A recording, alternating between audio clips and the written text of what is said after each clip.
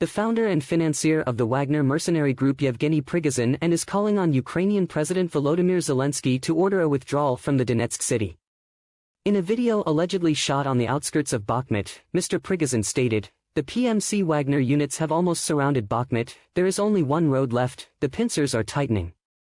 A day earlier, Prigozhin also posted a video of Wagner fighters holding a banner of the group on a building near the center of Bakhmut. There are people dancing and holding a guitar. This action is related to their nickname because Wagner means musician. Wagner was the force leading the Russian assault on Bakhmut, which had a pre-conflict population of 75,000. They have made steady advances around the outskirts of the city in recent months, directly threatening Ukraine's supply line. Ukraine dismissed the video, with Ukraine's Center for Strategic Communication saying on Friday that this is part of a disinformation campaign against the population of Ukraine to spread panic. The Ukrainian military said intense fighting is taking place in and around the city of Bakhmut in the east, with Russian forces deploying their more experienced units. The Ukrainian Army Land Forces said in a post highlighting the visit to the front line by the commander of the Eastern Group of Forces, Colonel General Alexander Syrsky. The Russian occupiers have sent the most trained units of the PMC Wagner and other regular units of the Russian army to capture the city. Intense fighting is taking place in and around the city. Numerous attacks have been repelled by our defenders, in particular near Vasyukivka, Dubovo-Vasilivka and Bakhmut, the military said. Further attacks were reported near the city of Kupiansk in Kharkiv region, and Kreminna and Bilohorivka in the Luhansk region. In the southern Zaporizhia and Kherson regions, the General Staff said Russia is on the defensive, attempting to improve their tactical position to resume the offensive. Moscow shelled 15 settlements with artillery, the Ukrainian military added. Moscow has not yet responded to the above information. After months of fierce fighting with Russian forces in Bakhmut, sources in Ukraine recently said that the army may be slowly withdrawing from the battlefield. Earlier, advisor to the president of Ukraine, Alexander Rodnyansky told CNN that the Kiev army is still trying to maintain the fight to keep the city of Bakhmut, but may consider withdrawing troops in case of need. Bakhmut has been one of the hottest spots on the battlefield in eastern Ukraine for months. The battles here were so fierce that the city was described as a meat grinder. Russia has viewed Bakhmut as strategically important as it lies on Ukraine's main logistics route, and capturing Bakhmut would allow Moscow's forces to advance to the rest of the Donetsk region. President Zelensky also said that Ukraine will try to hold Bakhmut but not at all costs. According to Newsweek, recent fighting developments show that Russia is getting very close to Bakhmut and this fortress is in danger of falling into Russian hands. A Ukraine commander with the alias Magyar posted a video on Telegram saying his unit is withdrawing from Bakhmut. On March 1, Ukrainian soldiers in Bakhmut told France 24 news agency, "I think the stronghold that protects this place is about to fall." Newsweek believes that if Russian forces gain control of Bakhmut, this will be their big victory since the 2022 season until now. Ukrainian authorities have ordered a mandatory evacuation for vulnerable residents of the eastern city of Kupiansk, located in the Kharkiv region, due to constant Russian shelling. The Kupiansk City Military Administration said in a Facebook post Friday. Evacuation of people with limited mobility, people with disabilities and children with their parents is underway. Unfortunately, due to constant shelling of the Kupiansk community by Russian forces as of Thursday, there were 812 children and 724 people with disabilities in the city. The city administration said utilities are operating as usual, and that online classes are being organized for students. According to the head of the education department, 480 students have already joined the online education program. Russian forces occupied the city in the early days of the invasion, but Ukraine was able to recapture it in September 2022. According to the latest assessment by the Institute for the Study of War, ASW. The city remains close to the hotly contested front line east of the city, and as close as some 20 kilometers, 12 miles, from areas under Russian control. Speaking to Newsweek recently, several Ukrainian officials said that nearly 10,000 Russian soldiers had called the Kiev government's "I Want to Live" hotline to say that they wanted to surrender. At the same time, during the year of the war, Ukraine also received many surrendered Russian soldiers and supported them under the Geneva Convention. According to Ukrainian officials, exactly 9,836 Russian soldiers in the areas controlled by Moscow called this hotline and expressed their desire to surrender. The project I Want to Live hotline project is operated by the Coordination Center for the Treatment of Prisoners of the Ministry of Defense of Ukraine. The hotline number has been active since September last year to call on Russian and Belarusian soldiers to put down their guns to avoid risking their lives. Also in September 2022, President Putin issued a partial order to mobilize 300,000 people to join the army to prepare to fight in Ukraine. Ukraine says that a total of 14 million people have called the I Want to Live hotline since its inception, of which 84% of calls have been from Russia. Ukrainian officials did not disclose how many Russian troops actually surrendered, but stressed that the number was growing. Kyiv authorities have followed the Geneva Convention to provide support and necessities to Russian soldiers and help them reconnect with relatives. Officials said Kyiv also traded surrendered Russian soldiers for the return of captured Ukrainians. Some Russians are also being assisted to seek asylum in Ukraine or other European countries. Currently, Newsweek has contacted the Coordination Center for comment on the above information. Meanwhile, the Russian side has yet to respond to the Ukrainian report. On March 3, Newsweek news agency reported that a mysterious explosion was reported at a location just 160 kilometers from the Russian capital Moscow. The Kremlin is said to be still confused by this incident. Newsweek quoted a source from the RIA news agency as saying that an explosion occurred in the Kolomna area near Moscow on the evening of March 2. The cause of the explosion has yet to be determined. In several videos that went viral on social media, eyewitnesses described how there was a terrible sound at first and then smoke and lights appeared. Emergency services in Russia said they did not find any signs of an explosion. This event comes just days after Russia's Baza news agency reported on a wave of drones that hit at least 5 regions of Russia in just 24 hours. On February 28, Russia temporarily closed the airspace of St. Petersburg. Meanwhile, Moscow's energy agency said the explosion in Kolomna came from the air, but at the moment, nothing is certain as no debris has been found around it yet. Newsweek has not been able to independently confirm the above information. On March 3, the Russian Foreign Ministry said that the U.S. just provided an additional military aid package to Kyiv, which clearly shows that Washington has a long-term plan against Moscow.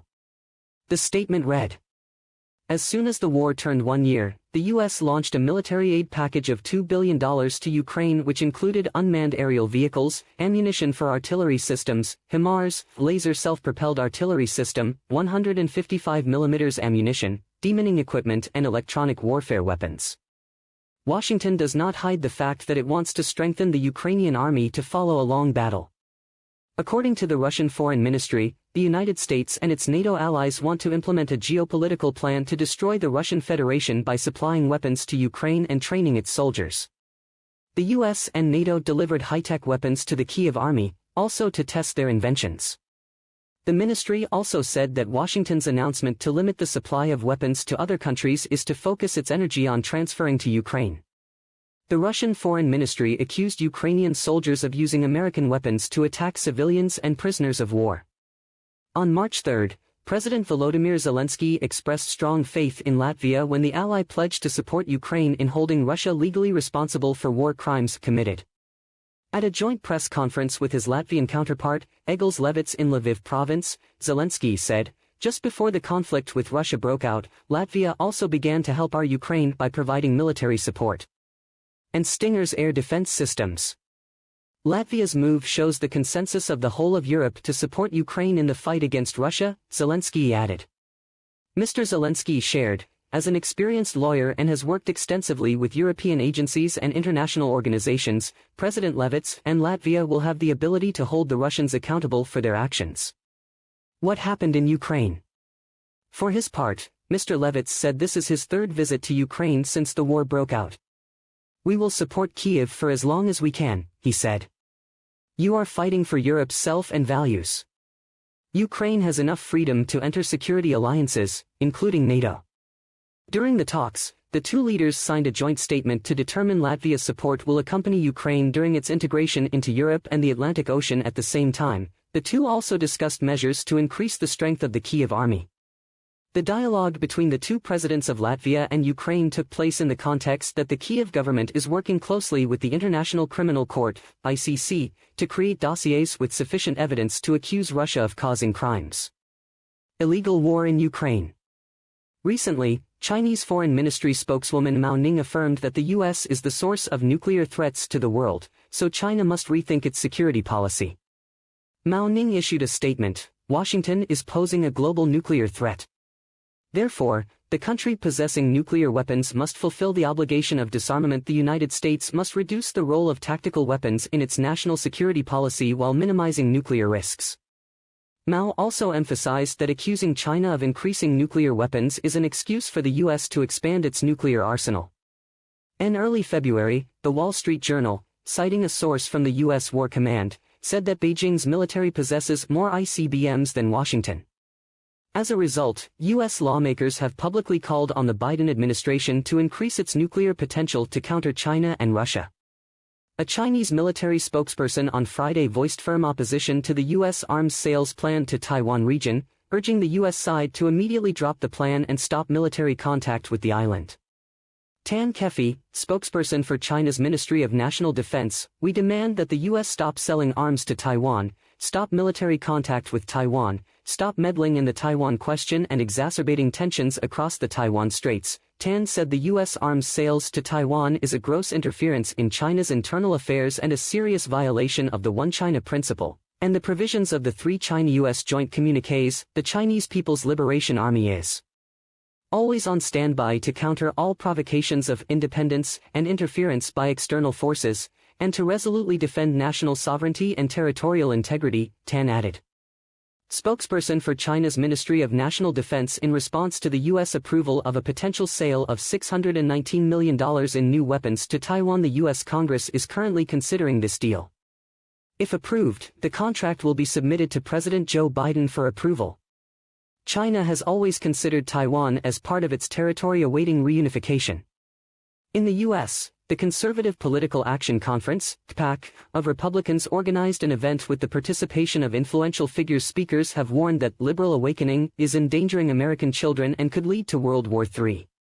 CPAC is a gathering place for both conservative and influential businessmen and politicians from around the world. This year's CPAC annual event was held in Maryland State near Washington, D.C. Many of the participating speakers expressed support for former President Donald Trump's candidacy in 2024.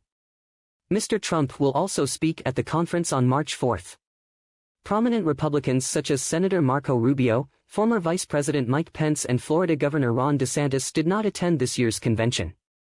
Congresswoman Marjorie Taylor Greene, who has consistently opposed the Biden administration providing aid to Ukraine, focused on the topic of human gender identity. Ms. Greene said Democrats are endangering American children by allowing medical treatment to change sex. Mr. Trump's eldest son promoted his father's campaign. Donald Trump Jr. said, "My father is the only candidate who did not receive any special benefits while running. There must be a reason why billionaires and conservative politicians support former President Trump. Because they need someone to listen to their calls." Meanwhile, former South Carolina Governor Nikki Haley said, "Let's save our country from decay and the so-called culture awakening. Let's bring back a strong and proud nation."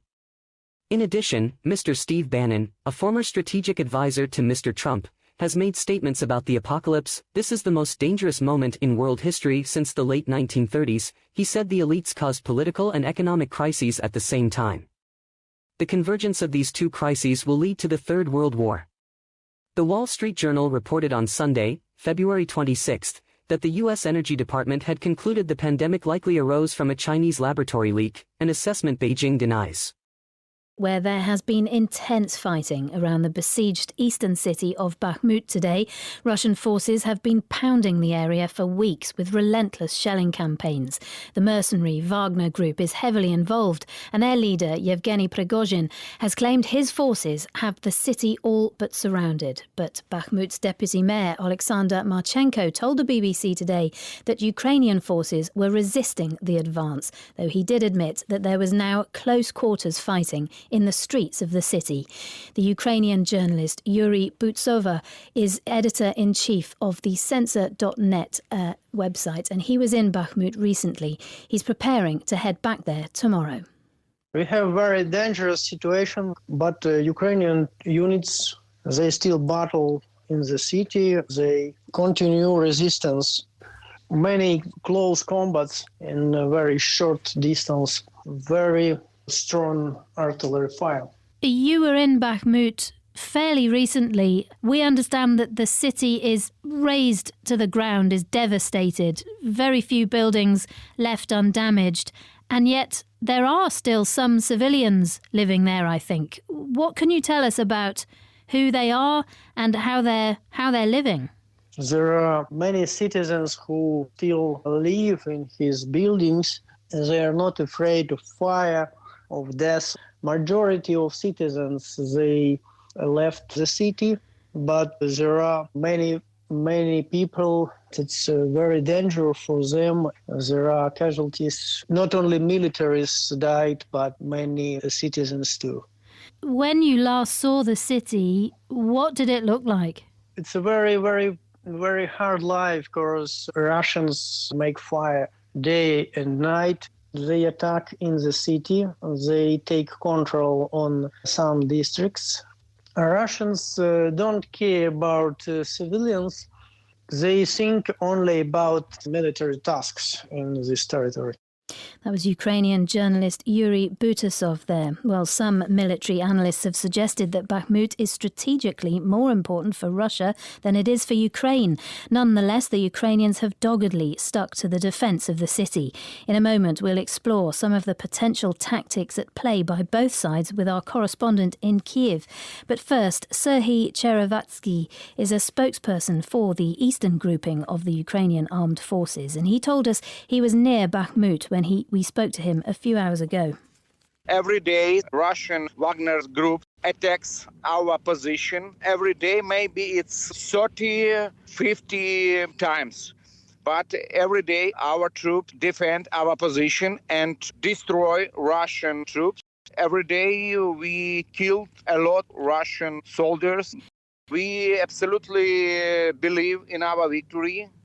We stay in Bakhmut, and we stay because we want to stop Russian aggression. Bakhmut is some symbol belief in our victory. Sir, earlier today we spoke to the deputy mayor of Bakhmut, Alexander Marchenko, and he did say that Ukrainian soldiers are now fighting intense battles inside the city, quite close, we think, with Russian forces, which does give the impression that the Ukrainians are under a lot of pressure now in that battle for Bakhmut. Ukrainian forces control Bakhmut. We have fight in suburb Bakhmut, but we absolutely control downtown and all Bakhmut districts. We see what they want and we control the situation. We can support all our troops, and Russian cannot control all situation around Bakhmut. We defend all Ukrainian land. Serhiy Cherevatsky there, a Ukrainian military spokesperson. Well, for obvious reasons, it's been difficult to get an accurate picture of exactly what's happening around Bakhmut due to the heavy fighting. James Landale is the BBC's correspondent in the capital, Kiev, and he gave me the latest information he's been hearing from all sides.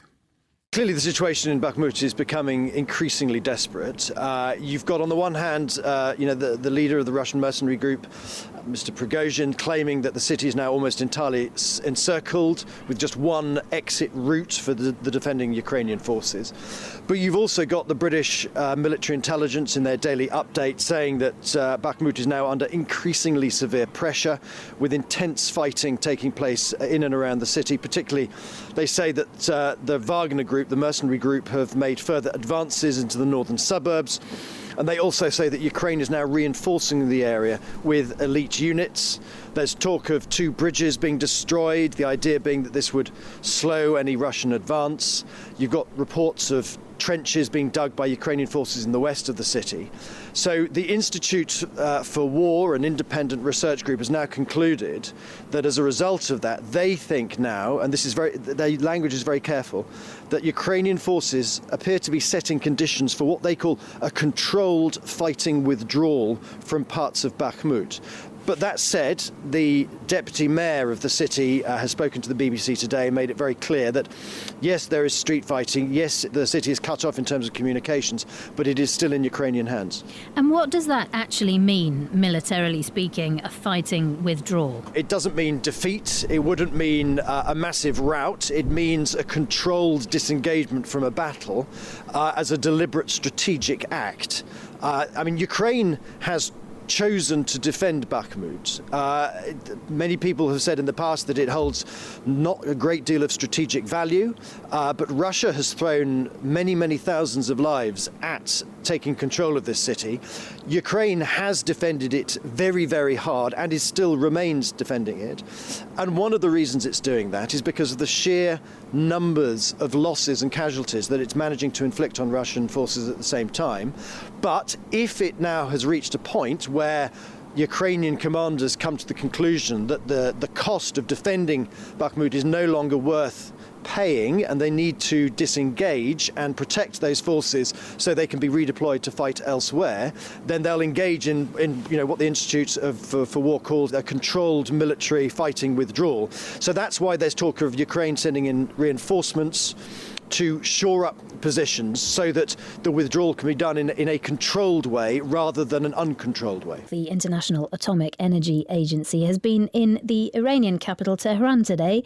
Rafael Grossi has been meeting senior officials and said that discussions were taking place in an atmosphere of work, honesty and cooperation. His visit comes after UN inspectors say they'd found traces of enriched uranium at 3 separate sites not classified as energy plants recently, and reports this week that near weapons-grade enriched uranium was found at another. More on that in a moment. First, though, an agreement today was reached for further UN inspections to take place. Mr. Grossi said it was a tentative sign of progress. We are taking steps in the right direction. I don't want to sound over-optimistic or over-pessimistic. I think it's hard work ahead of us, a lot of work ahead of us, for Iran and for us. Well, attempts to restore the Iran nuclear deal are currently stalled. The deal struck in 2015 has been near to collapse since former US President Donald Trump pulled out unilaterally and reinstated sanctions in 2018. Iran then retaliated by increasingly breaching the agreed restrictions. Laura Rockwood is a nuclear non-proliferation expert and former senior lawyer with the IAEA. First, she gave me an update on the situation with those stalled nuclear deal. It seems as though it is stalled and likely to remain stalled for quite some time. The Biden administration is still interested in resuming conversations with the Iranians about the JCPOA, but it doesn't seem as though the Iranian government is interested. When the JCPOA was in place, you had a cap on the level of enrichment, quantities of enriched uranium, and also its stockpiles and production of centrifuges. All of those caps have been lifted since the U.S. walked out of the JCPOA. So the effort of the Biden administration is to try to reintroduce some of those caps. So we've got the Director General of the IAEA in Tehran at the moment, Rafael Grossi. And in the run-up to this meeting, we've had reports of 2 quite important elements. One is that there may be up to 3 undeclared nuclear facilities in Iran that the IAEA were not told about. And also this report that they found near weapons-grade enriched uranium at the, I think it's the Fordo plant. They say it's 83.7% purity. Weapons grade is 90%. How significant is this? How worried will the IAEA be about it? Quite concerned. So the first issue has to do with the 3 locations where the agency quite some time ago found some particles of uranium that suggest that there was either undeclared nuclear material. The other issue, the most recent issue, is the detection of particles of very highly enriched uranium, the 83.7% to which you referred. And that is concerning because, as you said, it's very close to the 90% enriched uranium that is the fissile material in a weapon. The jump from 83.7 to 90 requires very little centrifuge effort, very little enrichment effort.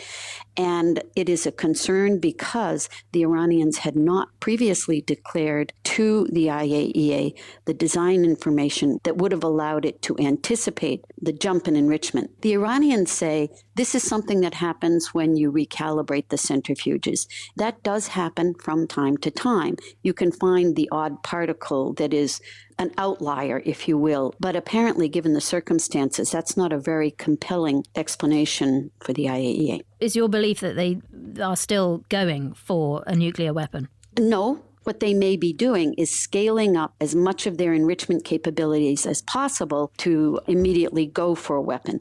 But one needs to understand that in addition to the nuclear material, you need weaponization-related activities. So the material all by itself isn't a nuclear weapon. It is important to get the agency inspectors in there as frequently as possible to keep as close an eye as possible on any elevation in the enriched uranium that they're producing. Laura Rockwood there, Senior Fellow at the Vienna Centre for Disarmament and Non-Proliferation and a former senior lawyer for the IAEA.